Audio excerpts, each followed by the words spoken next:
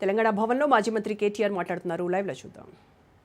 కేసీఆర్ గారు ఏ మాట అయితే జలదృశ్యంలో పార్టీ ఏర్పాటు నాడు చెప్పినారో దానికి అనుగుణంగా మరి ఈ 25 ఏళ్ళు పూర్తి చేసుకోవడం, 24 ఏళ్ళు పూర్తి చేసుకొని 25 ఏట పార్టీ అడుగుపెట్టడం అంటే ఇది కేవలం ఒక పార్టీ ఉత్సవంగా కాదు, తెలంగాణ ప్రజల ఉత్సవంగా జరపాలి, తెలంగాణ ప్రజల పండుగలాగా ఈ బీఆర్ఎస్ యొక్క రజతోత్సవ సంవత్సరం జరగాలి అని సమావేశంలో అందరూ కూడా అభిప్రాయపడ్డారు. ఎందుకంటే తెలంగాణ చరిత్ర కనుక చూస్తే ఎన్నో ప్రజాస్వామిక విప్లవ పోరాటాలకు పురిటిగడ్డ తెలంగాణ సాయుధ పోరాటం నుంచి మొదలు పెడితే ఆ తర్వాత జరిగిన పోలీస్ యాక్షన్, ఆ తర్వాత జరిగిన తెలంగాణ తొలిదశ ప్రజా పోరాటం, ఆ తర్వాత అల్టిమేట్గా కేసీఆర్ గారి నాయకత్వంలో 2001 సంవత్సరం నుంచి ప్రారంభమై 14 సంవత్సరాలు సుదీర్ఘంగా పోరాటం చేసి చివరికి మరి అల్టిమేట్గా కలిసి వచ్చే కాలానికి నడిసొచ్చే కొడుకు వస్తాడన్నట్టుగా మరి తెలంగాణ తల్లి విముక్తి కోసం ఎదురు చూసే క్రమంలో చరిత్ర ప్రసవించిన ఒక బిడ్డ టీఆర్ఎస్. మరి అలాంటి సంస్థ 25 ఏళ్ళు పూర్తి చేసుకోబోతూ ఉండడం అనేది డెఫినెట్గా ఇది తెలంగాణ సామాజిక చరిత్రలో ఒక ఉజ్వల ఘట్టంగా ఈ సమావేశం పూర్తి స్థాయిలో అభిప్రాయపడింది. తెలంగాణకు ఏనాటికైనా ఒక రక్షణ కవచం, తెలంగాణ ప్రజల ప్రయోజనాలకు ఒక రక్షణ కవచం బీఆర్ఎస్ అని చెప్పి కూడా అందరం కూడా అభిప్రాయాన్ని వ్యక్తం చేయడం జరిగింది.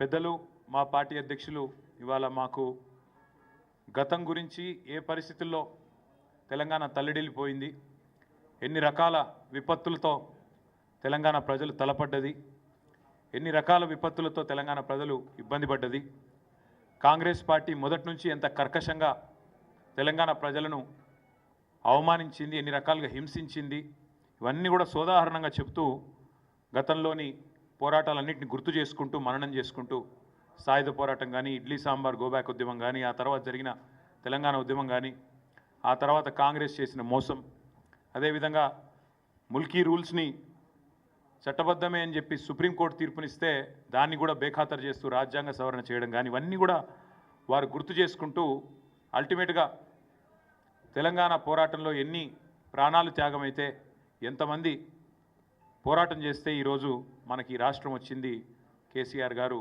మా అందరికీ కూడా గతాన్ని గుర్తు చేయడంతో పాటు రాష్ట్రంలో ప్రస్తుత రాజకీయ పరిణామాలను స్పృశిస్తూ పార్టీ తరఫున రాబోయే కాలంలో చేయాల్సిన కార్యక్రమాల విషయంలో కూడా చాలా వివరంగా దిశానిర్దేశం చేసినారు. ముఖ్యంగా అందరి అభిప్రాయం కూడా ఏమి అంటే, ఇవాళ తెలంగాణ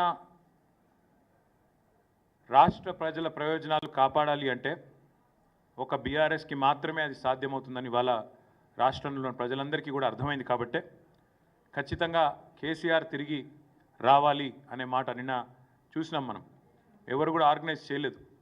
కేసీఆర్ గారి జన్మదినం సందర్భంగా తండోపతండాలుగా వేలాది మంది స్వచ్ఛందంగా కేసీఆర్ గారిని వెతుక్కుంటూ వారి నియోజకవర్గానికి పోయిన పరిస్థితిని కూడా మనం చూసినాం. అందుకే ఇవాళ సమావేశం యొక్క ముఖ్యమైన ఆలోచన ఏంటంటే, అందరి అభిప్రాయం కూడా ఏంటంటే, మాకు అధికారమే పరమావిధిగా పనిచేసే ఆలోచన లేదు. తెలంగాణ అస్తిత్వ పరిరక్షణ ముఖ్యం, తెలంగాణ ప్రజల ప్రయోజనాల పరిరక్షణ ముఖ్యం, వాటి కోసం పనిచేయాలని చెప్పి సమావేశం ఈరోజు అభిప్రాయపడ్డది.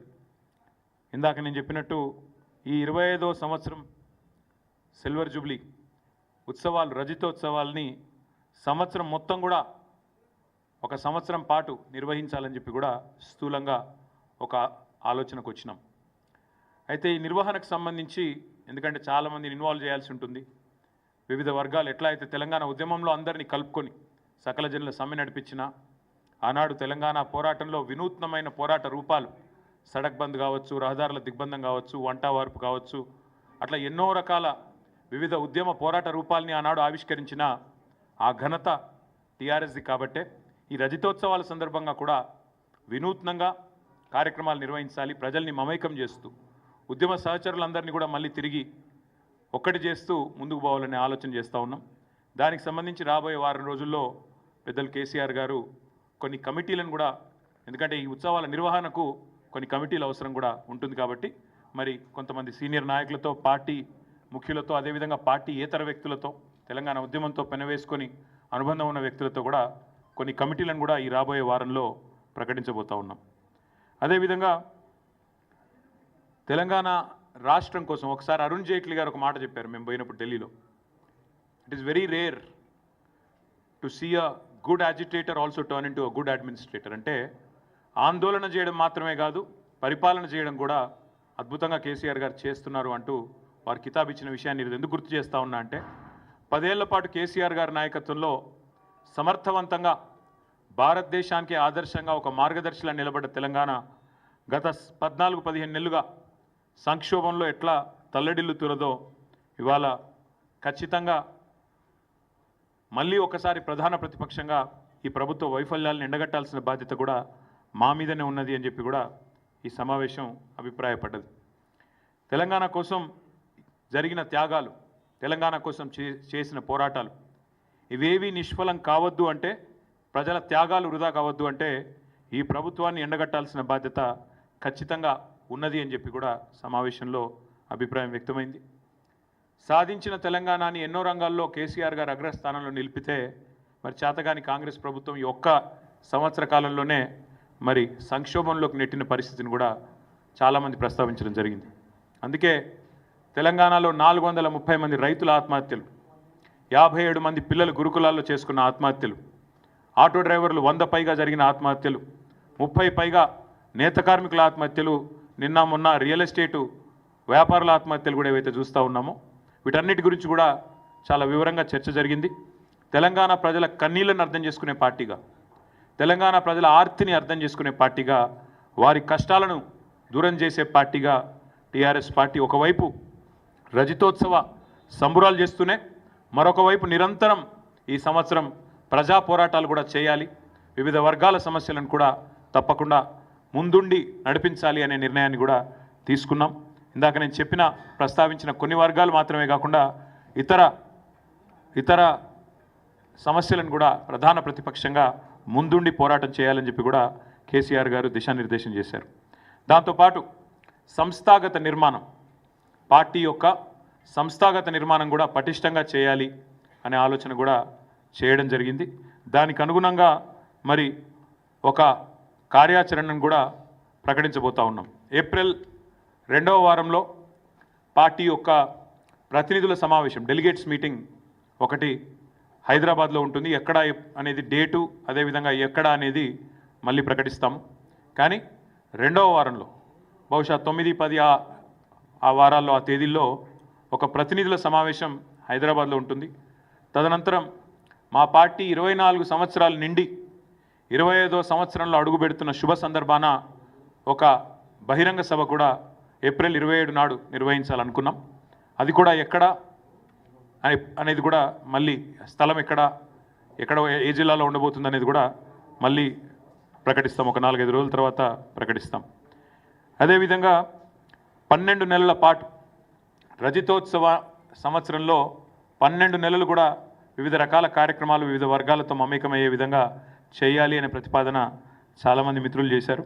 కాబట్టి దాన్ని కూడా తప్పకుండా చాలా విస్తృతంగా చేపడతాం. సభ్యత్వ నమోదు కార్యక్రమం పార్టీ యొక్క గ్రామ కమిటీలు, వార్డు కమిటీలు, మండల కమిటీలు, పట్టణ కమిటీలు, జిల్లా మరియు రాష్ట్ర కమిటీ, తర్వాత అక్టోబర్ మాసానికి వచ్చేసరికి మా పార్టీ యొక్క రాష్ట్ర అధ్యక్ష పదవి ఇవన్నీ కూడా ఈ సంవత్సరమే జరగబోతా ఉన్నాయి. కాబట్టి ఒకవైపు రజతోత్సవ సంబురాలు, మరొక వైపు పార్టీ నిర్మాణం, ఇంకోవైపు ప్రజా పోరాటాల మీద మరి సమాలోచనలు, ఇవన్నీ కూడా కేసీఆర్ గారు చాలా వివరంగా చెప్పారు. దాంతోపాటు మిత్రులు కొన్ని మంచి సూచనలు కూడా వచ్చినాయి.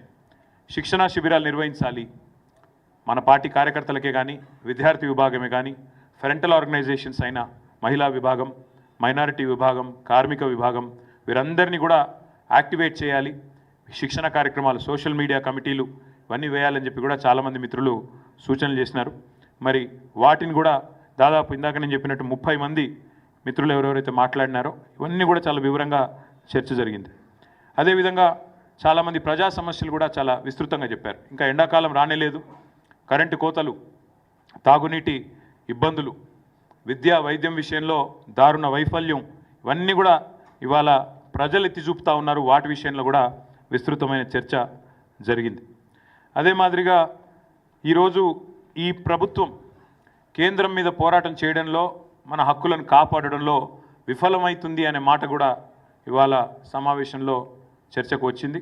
ముఖ్యంగా కృష్ణా జలాల విషయంలో కాంగ్రెస్ పార్టీ కాంగ్రెస్ ప్రభుత్వం రాష్ట్ర ప్రయోజనాలతో చెలగాటమాడుతున్నదనే మాట కూడా మిత్రులు నల్గొండ జిల్లాకు సంబంధించి జగదీష్ రెడ్డి గారు, మహబూబ్నగర్ సంబంధించి నిరంజన్ రెడ్డి గారు, ఇంకా శ్రీనివాస్ గౌడ్ గారు, ఇతర మిత్రులు కూడా ఈ విషయంలో చాలా విస్తృతంగా వారు కూడా చర్చ పెట్టడం జరిగింది.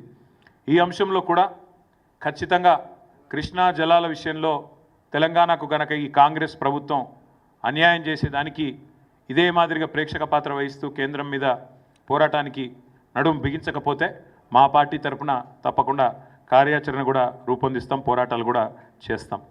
అట్లాగే ఇవాళ ఈ రాష్ట్రంలో ఒక విచిత్రమైన పరిస్థితి కనబడుతూ ఉంది. ఎందుకంటే 8 మంది బీజేపీ పార్లమెంట్ సభ్యులు ఉన్నప్పటికీ 8 పైసలు కూడా మనకు బడ్జెట్లో వచ్చిన పరిస్థితి లేదు. 8 మంది బీజేపీ, 8 మంది కాంగ్రెస్, 2 పార్టీల ఎంపీలు ఉన్నప్పటికీ రాష్ట్రానికి దక్కింది మాత్రం గుండు సున్నా అనే విషయం కూడా చర్చకు వచ్చింది. ఏ రకంగా ఇవాళ ఆంధ్రప్రదేశ్లో 16 మంది ఎంపీలతో అక్కడ కేంద్రంలో భాగస్వాములుగా ఉన్న టీడీపీ వాళ్ళకి ఏ రకంగా లాభం జరుగుతున్నది, ఇవన్నీ కూడా చర్చకు వచ్చినాయి. ఏ రకంగా తెలంగాణ ప్రజలు కూడా తమ పాత్ర, బీఆర్ఎస్ అనే పార్టీ తమ ఇంటి పార్టీ ఢిల్లీలో ఉంటే ఖచ్చితంగా ఈ హక్కులను సాధించే దానిలో కానీ, పోరాటం చేసే దానిలో కానీ, కేంద్రం మెడల్ వంచే దానిలో కానీ ఏ రకంగా గతంలో పోరాడింది మీరు చూసినారు.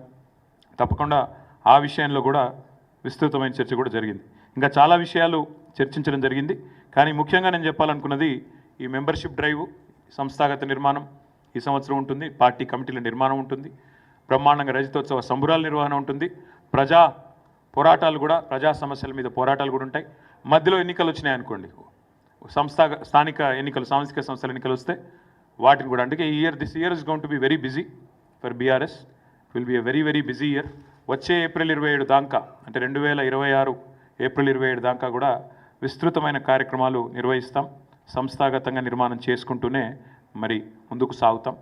మిగతా విషయాలన్నీ కూడా రాబోయే 4-5 రోజుల్లో పెద్దలు కేసీఆర్ గారు నిర్ణయించిన తర్వాత కమిటీలు, వివిధ బృందాలు ఎవరెవరు ఏం పని చేయబోతూ ఉన్నారు, ఏ రకంగా ఈ రజతోత్సవ నిర్వహణలో పాల్పంచుకోబోతూ ఉన్నారు, సంస్థాగత నిర్మాణంలో ఏ రకంగా మరి ఎప్పుడు మెంబర్షిప్ డ్రైవ్ స్టార్ట్ చేస్తాం, ఇవన్నీ కూడా వివరంగా. అల్టిమేట్గా ఈ సమావేశంలో కేసీఆర్ గారు ఒకటే మాట చెప్పారు, అది చెప్పి నేను ముగిస్తాను. పార్టీలు గెలుస్తుంటాయి, ఓడిపోతుంటాయి. ప్రజాస్వామ్యంలో ప్రజలు గెలవాలి, తెలంగాణ సమాజం గెలవాలి. ఇది మా ఆలోచన విధానం. ఇది బీఆర్ఎస్ యొక్క ఈరోజు సమావేశం యొక్క సారాంశం. Thank you. వాళ్ళు అసెంబ్లీ పెట్టడానికి భయపడుతున్నారు బ్రదర్. ఇప్పుడు దాని గురించి అసెంబ్లీ పెడతానికి భయపడుతున్నారు కదా.